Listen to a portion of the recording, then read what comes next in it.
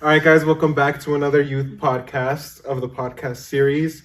Today it's going to be a little different. We're going to talk about like 3 different things. I don't know if they're related or not. We haven't really discussed it with each other yet. Yeah, we haven't so really. It's like the first time we're going to discuss our topic. Yeah. I'm going to talk about the differences between Christian boys/girls and godly men and women. I'm talking about hookup culture, how now in society, and sex. And I'm talking about forgiving yourself and how to move on from that in order to serve God. Kind of related a little bit. A tad bit. They're just a little bit related. They all make sense. They You just have to intertwine. word it. You just have to word it the right way so that they can connect. Yeah, so they intertwine with each other.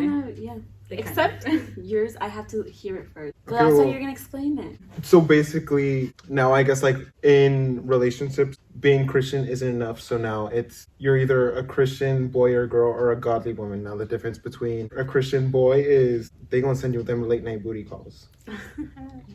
That's all I need to say. And so then, No. like, the godly men are, like, the ones God- who want to. Well, Christian boys/girls are all talk, and godly men and women do the action. like a Christian girl would be like the ones that have a Bible verse in their Bible, Yeah, in their they- Instagram bio. Christian girls would have a Bible verse in their bio, my God, but get guilty? freaky and Guilty I as charged. don't even have a Bible verse, so I'm a good Christian boy. No, I'm a good godly man. Just kidding. You're so slacking. So basically, when it comes to like relationships, a Christian guy isn't gonna care about like you protecting yourself. They're gonna not push you, but let you go along with like those sexual things. They're gonna be like okay with you guys making out before you even date, like that in that talking stage. They're gonna be okay with you guys acting like if you're boyfriend and girlfriend without Yeah. being boyfriend and girlfriend. And then a godly man is gonna be like you remember at the youth retreat, Yeah. He didn't let her kiss until they were dating. Yeah. Like a godly man is gonna protect your purity while at least you're trying to be together. Yeah. Okay, so basically, if you can't keep a woman or if you can't keep a man, you're still a little Christian boy or girl. Like if you're still going around having like 5 boyfriend or girlfriends in like the span of a year or 2 years, No. you are not a godly man or woman. Because a godly man or woman is only gonna date when they know that they want to get married. This is gonna be the weirdest analogy ever. But one day, my half-done root canal popped up open again, so I got like super sensitive. And then I bit one side of my cheek, and then I bit my tongue. So I mean, on the outside, my mouth looked fine. But then when I tried to eat, like I couldn't do anything or else it hurt. Like if you're not... You gotta fix the inside before you try. You gotta fix the inside before you start dating. I think we want to get that or else analogy. the only thing you're gonna do is get hurt or hurt other people. Because I think sometimes people just get into relationships just because they're so used to having someone and they're not used to being alone. Yeah. Or you're so used to being alone that you don't get into a serious relationship because all you're getting into is a friends with benefits type of Yes. of relationship. Because since you're so You're lacking used that to being something. independent, it's more like you don't want that commitment. And God calls us to want to be committed to someone. Yeah. Basically. Because if you're only dating like just to date, like if you're not dating to try and find someone to get married, then like what are you doing? You're What's dating the for a point? heartbreak. You're dating just to get your heart broken. I feel like the thing with godly men that is different than Christian guys is like the purity part. Like a Christian guy isn't gonna be like, come on, like just one time. Like it's not nothing's bad's gonna happen. Rather just be like having sex with him or doing other stuff that you know you shouldn't be doing. Yeah. Like a hickey. Let's say like he's just like it's just a hickey. It's nothing bad. We're not having it, but it's like it's not hurting anybody. Yeah, it's not hurting anybody, but it's like no.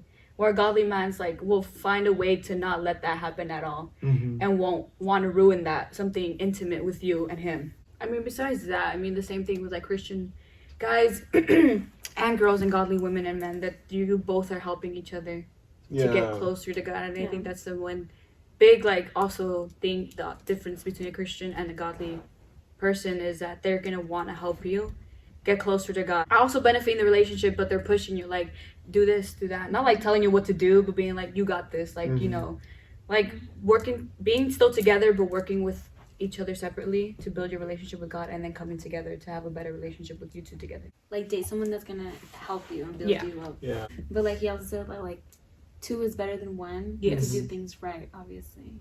Like, not jump into things when you yourself aren't fixed. Yeah. Yeah. Okay, so let's talk about godly women now. What is a godly woman to you guys? I feel a godly woman is someone that shows that they have all their faith in God. Like, I've seen a lot of women, personally, like, in my life, that I know that their life is falling apart, but somehow, some way, leave their faith with God, and they come out of it. And that's how I see, like, a godly woman. You know, she can go through so much, but also in the midst of it, you can see someone that just has a very strong faith. Yeah. I think piggybacking what you said, like, a godly woman isn't afraid to show her love for God and how much, like, she trusts in Him. Like, being able to talk about the testimony without being like, what if they judge me? Because they're like, the only person that can judge me is God, and I know I'm doing His will. And telling them to come to God. And I feel she's, like, unafraid, that she has, like, she knows she has God by her side. And even, like, how you said, in the tough times, she's still believing in Him, still praying to Him in the good and bad times, even when she's out of it, thanking Him for it and thanking for just have another day of life. Well, the Christian girl is like I'll pray, like, if I remember. Yeah. Like, I'll pray, but I got this. Yeah. Type of thing. I think a Christian girl is just like, well, I mean, I go to church, and that's it. Exactly. They just go to church. Like, oh, I pray, like, before I eat or something. Or, I like, pray for my food. Yeah. Or I pray every night. I pray every night, or I'll pray every night if I can remember. Yeah. If I don't fall asleep, you know. 'Cause, Yeah.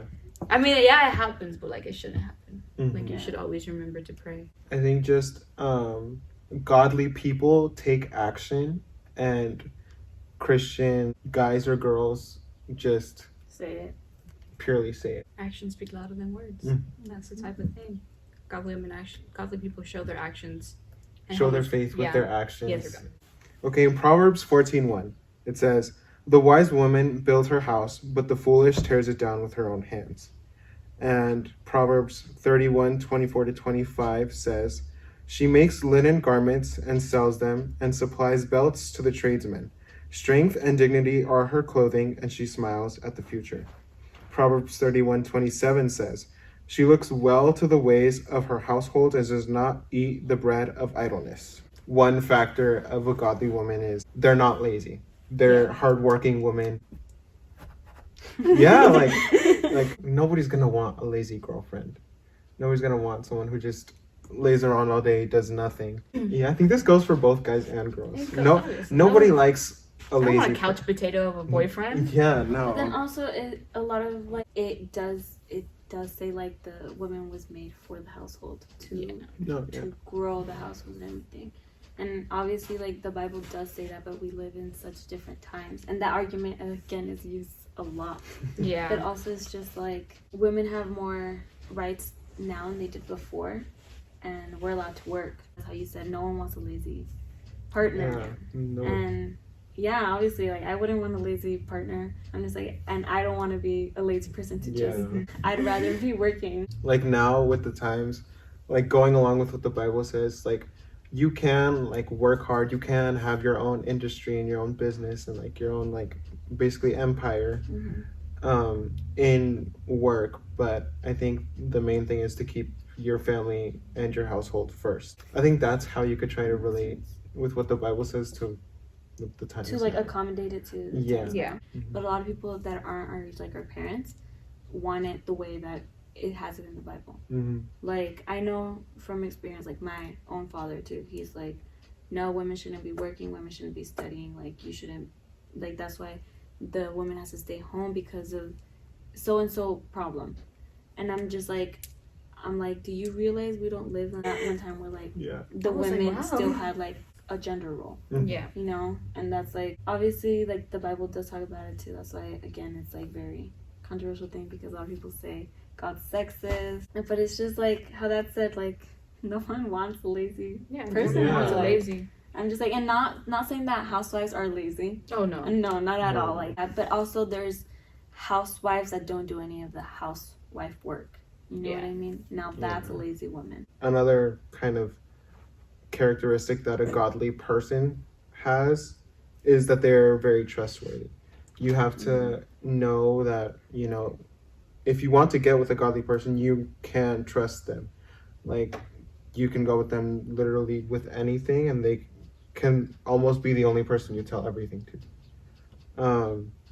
I don't think anybody wants or anybody likes a boyfriend or a girlfriend where you tell them something intimate and they go running to their friends and telling them what you said.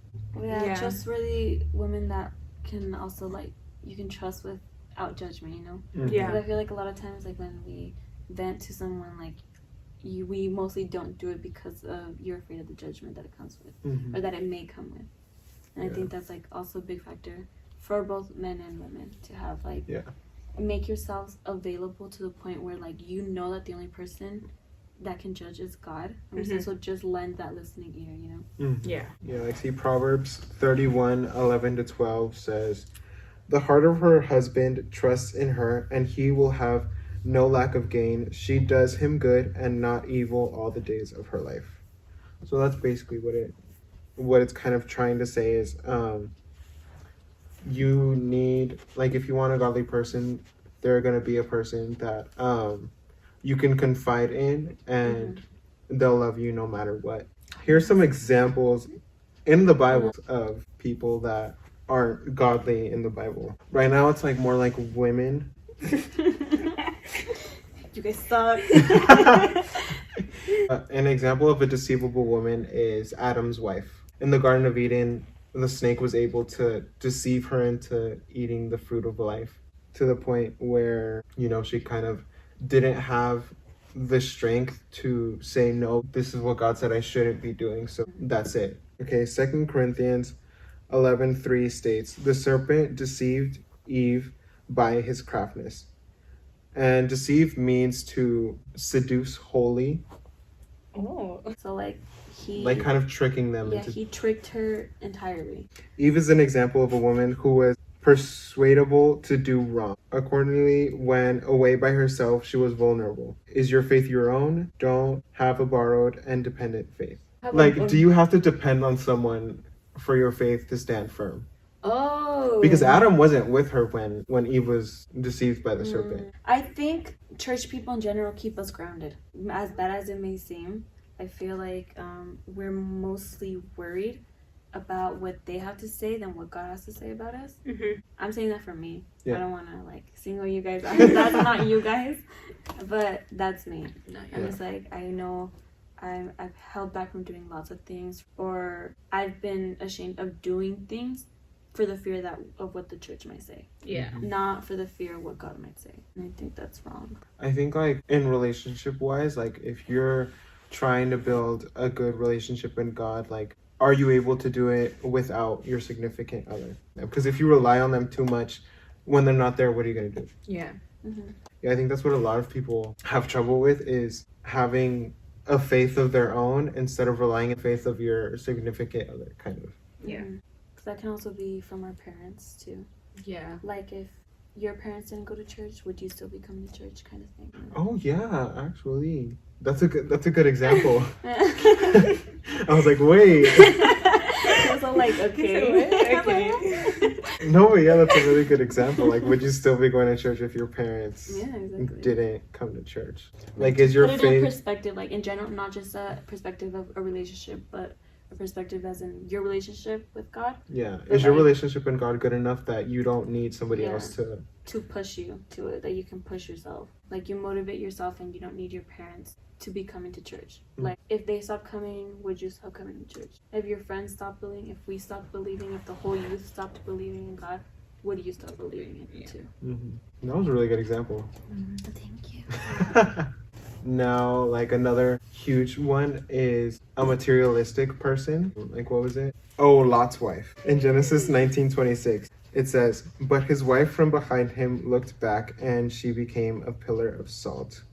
So in the story of Lot, God said he was going to destroy, I don't remember what the city was called. I think so.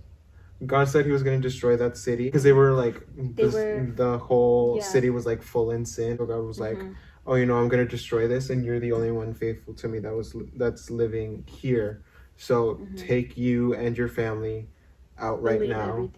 Leave everything behind. Don't look back. And I think we all are very materialistic in a sense.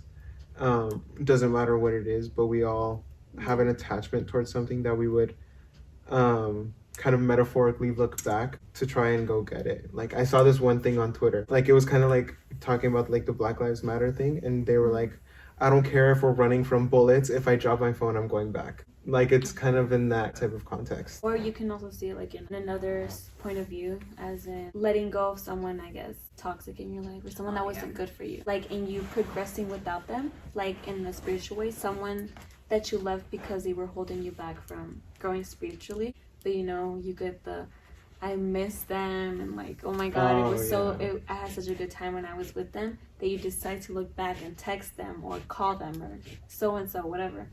And that's when, I guess, you turn into salt. You turn into a pillar of salt. No, but like, and you can also see it, I guess, in that way. Like, it sounds ugly to say, I guess, but like, it's like a person can also be your materialistic stuff that you can't let go of. But it's more of that toxic trait that you just can't let go. Basically, what it's saying is like you would go against what God would tell you for that thing or person. Like, you'd leave everything, your progress, to just go and ruin yourself again. And I think the last one I'm going to talk about is... Sheesh. Sheesh, I'd say. Like, we got no more 3 The one who didn't prepare and has like 10 topics. I didn't prepare, which is why I'm like, wow, is a manipulative person. Which is... Speak, that's your part.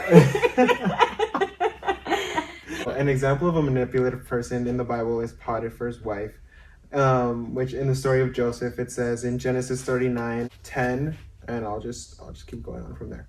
She kept putting pressure on Joseph day after day, but he refused to sleep with her, and he kept out of her way as much as possible. One day, however, no one else was around when he went in to do his work. She came and grabbed him by his cloak, demanding, "Come on, sleep with me." Joseph tore himself away, but he left his cloak in her hands, and he ran from the house. Oh, yeah. When she saw that she was holding his cloak and he had fled, she called out to her servants. Soon all the men came running. "Look," she said, "my husband has brought this Hebrew slave here to make fools of us. He came into my room to rape me, but I screamed. When he heard me screaming, he ran outside and got away, but he left his cloak behind with me." She kept the cloak with her until her husband came home. Then she told him her story. "That Hebrew slave you've brought in our house tried to come in and fool around with me," she said. "But when I screamed, he ran outside, leaving his cloak with me."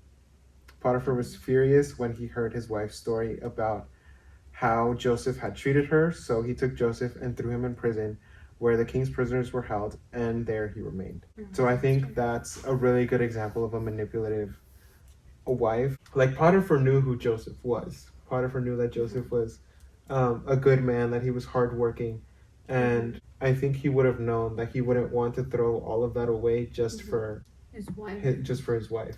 Oh, I have an example that it also has to do like with rape, because there has been many cases, I guess, where the mom, she has children with her, but she gets with another guy that isn't their father, obviously, and you know they're in love, you know, whatever, and that man decides to take advantage of her daughters or sons. And when the daughter speaks up to her mother, you know, obviously someone that she trusts and someone that she believes will believe her, doesn't. And that's like, I guess, where that manipulation comes from. Like, you know, your daughter, you literally gave birth to them, but you're not believing them because you're believing your manipulative spouse. Yeah. Like you love them so much, you'll believe them over someone else. Over your kid. It's like a similar example, but like real life cases that happen now. Yeah. Obviously that has happened before too, but you know what I mean. Yeah. I think like just to end that, we all have to like look at ourselves and be like, are we actually, because a Christian guy or because a godly man and woman only look out to seek someone who basically won't do anything that we just talked about, that won't purposely manipulate you, won't be able to be deceived like when they're alone, and won't be stuck on materialistic things, people or actual materials. We have to look at ourselves and be like, are we that person, or are the people we are trying to date those people? I think we just have to be really honest with ourselves when it comes to that sort of stuff, because then if it can get to a point where you lose your own faith and you like step away from it for another person. Yeah.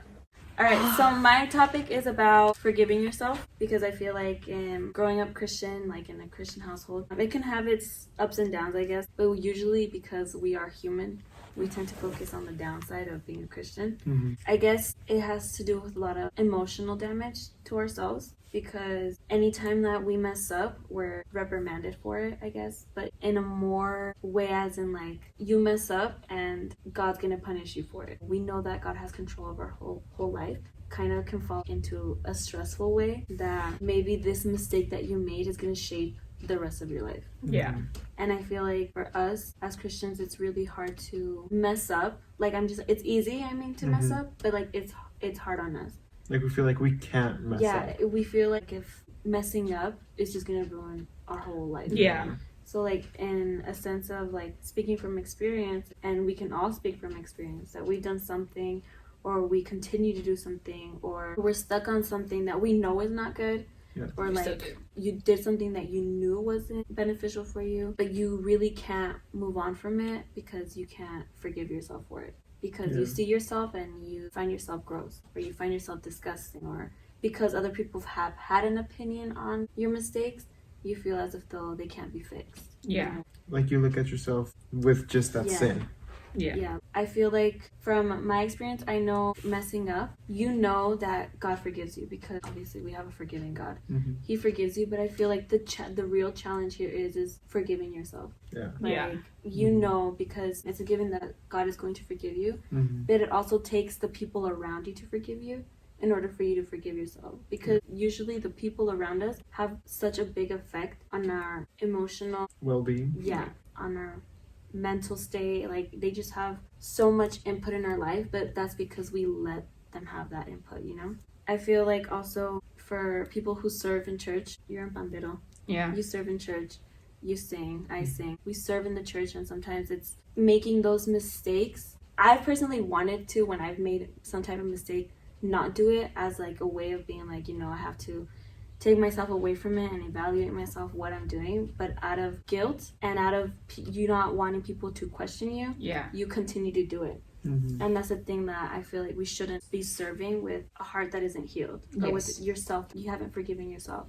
Obviously you know your own battles, you know your own conversations that you have with God, you know your own relationship with God. Nobody else knows it, and everybody else has a different type of relationship with God. So I feel like you're serving for yourself instead of serving for God, how it's intended to be. I saw this quote online and said, forgiveness can be one of the hardest things you have to do on your journey to growth and peace. Forgiving yourself can be the hardest of all. And I completely agree with that because you know yourself better than anybody else does. And you know what your weaknesses are. You know what your battles are. You know what you can fall into again if you're exposed to so-and-so things. You know where your temptation begins or where it ends. And I think that's part of it being hard to forgive yourself because you're just all like, I know if I see this, or I know like if I talk to this person, or I know that if this, I'm going to be back to square one. Yeah. Like, I'm going to go back to where I started. And that's why you hold back from forgiving yourself because you're just like, what's the point if I'm going to do it again? Yeah. So I feel like with that, before you jump to that conclusion, you have to have a lot of doubt. Like, you have to have like a lot of regret within yourself in order to flourish. Like, in order to grow from your mistakes. And I think that mistakes are meant to happen to us, but we take it very harshly. Yeah. But mistakes are meant to be in our life because you grow from them. And if you're going through a moment in your life, through a phase in your life that's really hard, and you don't grow from it, I think that's on you. And I think that's bigger than the mistake that you made, not learning from it. Yeah. So in 2 Corinthians 5:17, it goes from, we all make mistakes, but mostly intentionally choose to do the wrong thing. And I think that's what messes with our heads more. There's one thing making mistakes, but then the other thing is intentionally doing it, knowing that there's going to be consequences. And I think that's what hits you the hardest, because you're just all like, a mistake could be like crashing your mom's car, or like something you didn't mean to happen. Yeah, something that didn't mean to happen. But like if you intentionally do it, I feel like that's what messes with us more. Like knowing you shouldn't be doing it, and you still do it, and you're just like, and now you're facing the consequences, and now the consequences are killing you internally. Technically. So that's what I'm saying. Like, a mistake is something that wasn't supposed to happen. Like, obviously intentionally, but when you intentionally mess up, It's like the worst. Yeah, it's worse because you knew. Yeah. Like, you knew it could have been avoided. You knew those feelings, you knew that depression, you knew that disgust you had within yourself could have been prevented if you hadn't intentionally messed up. Text you sent to that ex could have been stopped a long time ago. Yeah, exactly. And I feel like intentionally, it's not necessarily like taking it literally, like, oh, I know it's wrong, but I'm gonna go do it anyway. Like, no, it's exactly. like, you know it's wrong, but you let something pull you to do it. Yeah. Like, for example, the party, I guess. Yeah. Obviously, you're not gonna go to a party being like, I'm not gonna drink, I'm not gonna dance that way. You putting yourself in that position, like in the first place, you going to that party, basically you're intentionally messing up. Yeah. Because you intentionally went to begin with, knowing what could have happened. Those mistakes could have been avoided, but you put yourself in that position. Like, Those I'm friends, just like, they're smoking, No, but I'm not gonna do it. we're just Stay gonna there. hang out. I'm just gonna eat, but they're gonna smoke. Yeah, like, Yeah. Just like, and then next thing you know, you're over there smoking too with them. Like, putting yourself in the positions, bad places, or with people that you know that you shouldn't be, is gonna lead you to making those mistakes afterwards. and believe it or not, those are the intentional mistakes. Yeah. Yeah. So like, you go with that, like, you're not gonna do it, but like, you low-key want to. And then God's love is overwhelming, and it covers a multitude of errors. And I feel like 2 Corinthians 5:17 says, therefore, if anyone is in Christ, he is a new creation. The old has passed away. Behold, the new has come.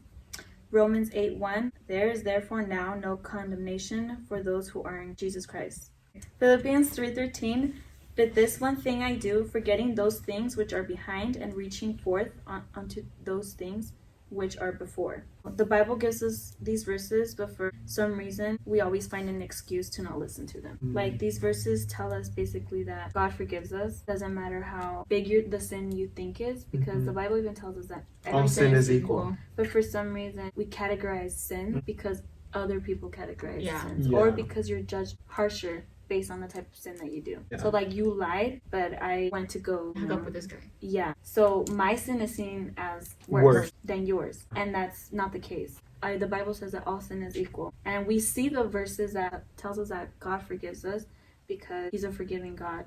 We see the Bible verses that tell us that He loves us no matter what. I think we all just like to believe that He forgives us no matter what, but we try to put like a human form to God, kind of like even He puts measurement to someone's sin. I think that that's what we try to do whenever we ask God for forgiveness. Like, I did something so bad, God's not going to forgive me. Yeah, exactly. Yeah, That's what I'm saying. That's why in Romans 8:1 where it says, there is therefore now no condemnation for those who are in Jesus Christ. Like, we know that He forgave us, but like, do we actually believe it? Because if we believed it, we would be able to move on from our past and from what we did too. The Bible gives us so many verses, and for some reason we find an excuse to not believe them, or we find an excuse to categorize ourselves and be like, no, but that doesn't apply to me because what I did was really bad. Yeah.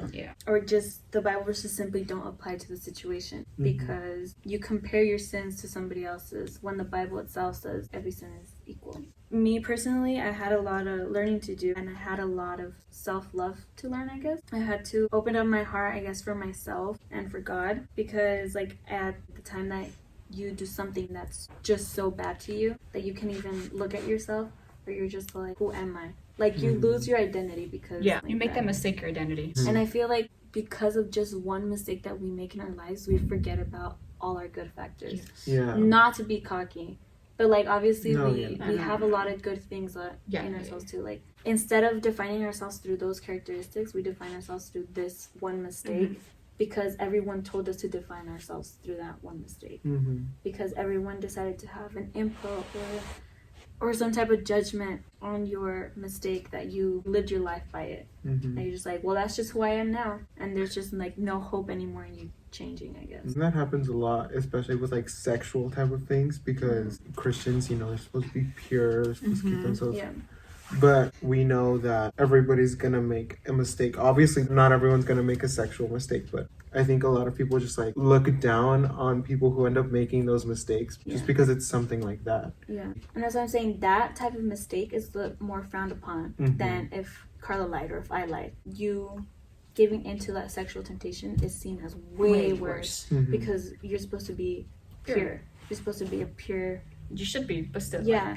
But you shouldn't be a liar. Yeah, you shouldn't also be. Yeah, but you don't get that much. Like what were you doing? Judgment. Yeah, you don't get that type of that because everyone does it. Yeah. Everyone lies and Like gossip. Everyone gossips. yes, everyone gossips, but nobody is like. But when it's a But sexual nobody's thing, like, it's wait, whoa. Yeah, what are you're you like, doing?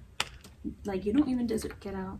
Like Yeah. that's how you see yourself, or like you see someone that's done it. Like, Like you don't jokingly, deserve to be like- here because like- you got stuck in that. Mhm. But if it was gossiping, it's just like, it's just Yeah, something it's harmful just, when we're just you're going to hell talking. too. Then like Yeah. like I mean, come on, what? It's like you want to go there? I mean, Yeah, I think we just all need to learn how to treat sin any equally. it's Yeah. sin equally. yeah, I Yeah. think that's what we should do. Just start treating sin equally because I know myself. I'm not better than you. You're not better than me. Mhm. I'm not better than you. You're not better than me. You're worse. Okay. I'll go home. But there was a lot of self-thinking and self-reflection I had to do before I could believe anything the Bible was saying to me. Yeah. So I had to realize God only gave me one me, and I had to learn to want to be me and want to continue to be me. Mhm. I also understood what my value was and who gives me the value, that I shouldn't go based off what people think, but what God thinks. Mm-hmm.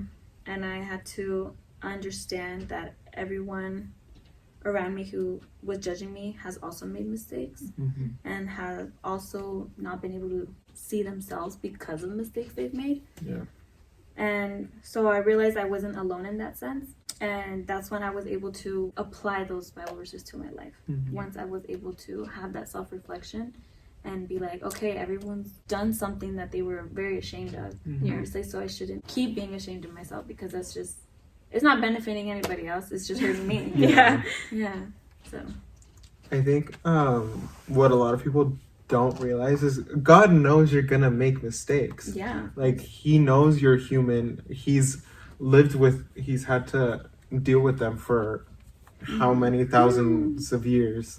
So He knows that people make mistakes no matter how many times He's tried to make humanity again. Mm-hmm. Sin always keeps coming back Yeah. up. So He knows that you're gonna make mistakes. So I think everyone has to learn that you just have to live your life how it is. If you make mistakes, okay, It's a learning learn experience. from it, ask for forgiveness, and keep yourself from doing it again. Yeah. But like It's- how we were talking the other day, I feel like a lot of people think they're so perfect and that they don't make mistakes. And that's what makes it hard for others, for yourself to forgive yourself. Because yeah, of like people you look like at that. other people that Yeah. think that they're perfect. that portray themselves as Mhm. perfect, and you're just all like, well, dang, I should hate myself, or I can't forgive myself because so Look at and so them. people exist, Yeah. or so and so a perfection of a person exists. Mm-hmm. So like that's what I'm saying, like that's the issue. Like yeah, we all have our problems, we all have our mistakes, but the judgmental people, they don't realize that. Mm-hmm. They don't realize their own mistakes that they've made in the past and want to judge you because your mistake was either worse or their mistake wasn't the same as theirs. Mm-hmm. So they can't relate to you. Yeah, not even just with what is it, people thinking that they're perfect. I think even with positions in the church, I feel like people think that if you're in that position, you have to be perfect. Like, oh, if you're the preacher, or if you're Like pastor. or if you're like the pastor, like they can't make mistakes. Like they have to be like pure and holy. Like when that's Yeah. not the case. All of them make mistakes. It's just they know how to move on from it. I'm pretty sure they know the feeling of how we also feel as Mhm. teenagers, like not being able to make a mistake. Like I could only imagine how Pastor feels. Like I wouldn't want to know how he feels because obviously you're telling yourself like you can't mess up, but we're human Mhm. and Yeah. we mess up. And I think mess ups and screw ups are put in our life to learn from them, Mhm. and that's what I see everything as. Obviously, even if it was an intentional mess up, like we were talking about, but as long as you learn from it, I think it was supposed to be part of your life. Yeah. Yeah. I found the verse. It's Matthew 7:3. It's like, and why worry about a speck in your friend's eye when you have a log in your own? Mm-hmm. So like basically this is meant for like kind of the judgmental people. Yeah. So like why worry about a small sin from someone else's when you're filled with it yourself? Yeah, Yeah. basically. Or honestly, why worry about somebody else's life? When you have one of When- your own to worry Yeah. about. Yeah. Yeah. Exactly. So I'm not saying Or like don't try be to for that for fix your other friends. people, or Like- don't try to fix other people when you yourself haven't fixed yourself. Mhm. You know what I mean? Yeah. Okay, so I'm kind of adding up to like his is hookup culture and sex. I mean, I'm not gonna say I'm the biggest expert on that. I think like in this generation now, sex isn't something. It's still kind of very taboo to talk about, mostly in the church. Mm-hmm. Like they'll be like, just don't have it. Like just don't have it. Like that's it. Like that's all they tell you. Yeah. And like if you do the Bible studies and you guys know like we're doing like the relationship ones, and that's the only time you're gonna hear about sex and everything about it is through that. Or like if you go to like youth or you want to talk to somebody in the youth, that's the only time you're gonna talk about it, not with your parent, because you're just like, I don't want to ask my mom about that. Like that's weird. But it's like it's something you need to be talked about, and it isn't supposed to be something frowned upon from the fact that it was God's thing to do. Like if you're doing it in the way that God wanted it to be happening, it's not wrong. Like he wanted it for man and woman to come together and reproduce, and it says it in Genesis that he wanted you, when he made Adam and Eve, he was like, reproduce, be fruitful. I think that's how it went. Yeah, be fruitful. Be fruitful, and it's something that when you come together and you marry this person and you're in like a relationship, a good relationship, not like a toxic one, like as in a marriage, you come together in the eyes of God. That's when you come together entirely, because you're giving yourself away spiritually, physically, and mentally, and it's something that it should be between one person. Because when you have sex, it's like you're giving it away little by little, even though if you don't see it like that, you are, because some way or another you're still gonna remember that person you hooked up with. And like now in society, hookup culture, you're gonna talk about it, like that one time with that one guy, that time with that other guy. Like even though you may not see sex as something important, you still think about that person either way. You still have that little bit of them in you. They still have a little bit of you there in them. That does not sound right, but like in a way, just to say like you still have a bit of that person with you every day you walk, because you're giving yourself away when it wasn't meant for that to be. It was supposed to be coming together when you're covenant, when you're together, when you're married, and you come in front of the church and in front of God's eyes, and you just come together to reproduce it. That's what sex was supposed to be. Mm-hmm. For reproducing and having kids and just telling them about God, God's words, God's love, and everything. But now it's just like it doesn't matter, because everybody has sex. So what's so bad about me having sex just because I'm Christian? Everybody does it. Like there must be nothing wrong with it if everybody does it. I think just culture itself, it like normalizes it so much to the point where like it doesn't affect you if you do it. Like Carla said, you give little bits and pieces of yourself away. Mm-hmm. And you give it to one guy, and then the next guy, you give it another piece, and then another one, and then so you have so many pieces of yourself out there. All over the place. Yeah. So it's just like, I don't know if you guys have ever... You're somewhere in Denver, you're somewhere over there. Like you give so many pieces to someone else that you basically have nothing for your husband. Yeah, exactly. For your future, spouse. Person. Yeah, and so, like, I don't know if you guys have ever heard of that saying, you don't have to keep this in, because it's like, the person that you've had sex with, like, you've had sex with the rest of the people. The person you have sex with, you're having sex with everyone that they've had sex with. Yeah, so, like, when you have sex with someone, you have sex with everyone they've had sex with. Mm-hmm. Yeah. So it's just all, like, if I have sex with a guy who's had sex with, like, I don't know, 50 girls, I had sex with 50 girls, you know what I mean? So that's what I'm saying, like, in the sense... you give yourself away to that guy, but you also give yourself away to those 50 other girls. Mm-hmm. Yeah. Or guys, for a guy's perspective. And not even that, like, not even just having sex, but every other sexual thing that you can do. Yeah. Mm-hmm. Kissing. It shouldn't be done if you're not dating that person. Mm-hmm. Even though you're just like, it's just a kiss, it doesn't mean anything. Mm-hmm. Like, no, you shouldn't be doing that. That's not what it's supposed to be. Putting your hand somewhere where you shouldn't. Yeah. Like, even if the other person allows it, like, you shouldn't be doing anything near that. Anything intimate, it's supposed to be within you and your spouse. Mm-hmm. Not with you and that random guy you just met like 10 minutes ago. Or that person you've been talking for like 5 months. Or that person that you've just been dating for 2 years. You're not supposed to do that until you become each other. When you guys both come and become one person. Yeah. That is when it's supposed to be happening. When intimate things are supposed to be happening. Not when you're just like, well, I'll do it whenever I'm ready. Because you're not ready. You're never ready. And it's just an outgoing battle. Like, yeah, like I feel like a lot of people think that you don't need to get married anymore just to have sex. Like you don't even have to be dating to have sex anymore. Basically, when you have sex, you're marrying each person you have sex with.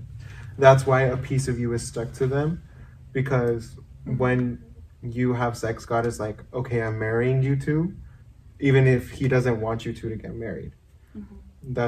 And then basically when you get married, you're joined. So every time you have sex with someone, there's a piece of you that's stuck to them because you got joined. Going back, because I was watching this video from Michael Todd, obviously.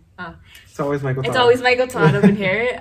It was about sex, and it was going off of that. Like, he was reading this verse. It's like when a man leaves his mother and father to join, and he was saying that the word join meant not just coming together and just being married and all that, but it was like joining together spiritually, mentally, and intimate.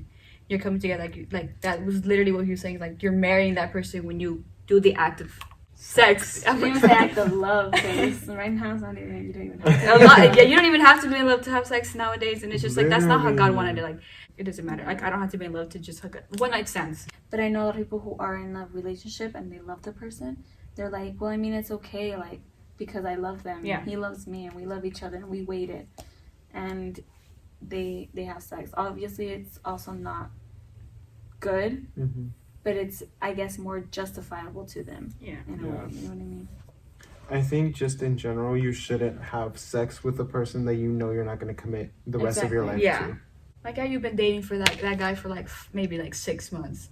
And maybe you guys do love each other. Maybe, but like, think about it. If somebody asks you, are you going to marry that person, and you can't say yes right away? Like, you hesitate. You're like, well, I mean, hopefully. Like, no, like if you don't know, then what's the point of even trying? Because when you have sex, you're glorifying God in the sense that you're trying to be fruitful and create life. Reproduce life. And that's what it was, man. Sex was supposed to be a good thing, and it was supposed to be something that God made to, how we would keep saying, like, be fruitful and have kids, but the enemy is just trying to make it different. He's trying to manipulate it and be like, nah, go have sex with that person. It's okay. He goes back to, like, being like, it's like, God's gonna forgive me. Like, I just ask for forgiveness. And it comes to the point where we're just using God and being like, he's gonna forgive me. He's gonna forgive me every time I do it. But it's like, no, that's not how you're supposed to do it. You're taking advantage of God's love and God's will by being a forgiving God when it shouldn't be like that. Like, you know it, and if you were in the church or you just started going, it's something that talked about, like, you shouldn't be having sex with anybody that isn't your spouse. And even when you're in a marriage, you shouldn't be also, like, having, like, adultery, having sex with somebody else that isn't your wife. So, but still, don't do that either. But it's just like, everything has changed so much now, because even back then it was just to be submit to your husband. Like, the girl got married and left with the husband, and that was it. And now it's just like, I didn't really want to get married. Marriage is just a piece of paper, but it's like, it's not supposed to be like that. And, like, yes, sex is a marriage. Like, that's where you get married together because you're coming together as to becoming one person. But it's also, marriage also tells, like, God has given me this person that he has designed for me, and we're going to be together, and we should be together for the rest of our lives. That's it. That's all I really have. All right, guys, thank you so much for listening in on this episode of the podcast series. Make sure to go watch the ones from before, and make sure to subscribe to stay tuned for all the other ones that we have to come, because there's a lot of really good ones that are going to come next. Comment down below your opinions. Comment down below your opinions. Actually. What do you think about what we talked about? Because we are not perfect. We don't know everything. So there's and I know obviously every church is raised differently. Everyone is different. So there's probably a lot of things that you know that we didn't. There's probably a lot of things that we probably got wrong. Yeah, if we did anything wrong, you can let us know. Let us know, because we want to know if we're wrong. Yeah. Of course, don't get Please watch the end of the video, then you can comment. What we say, please. But that's pretty much it, and we'll see you guys in the next one. In 2 weeks, In 2 weeks, Bye.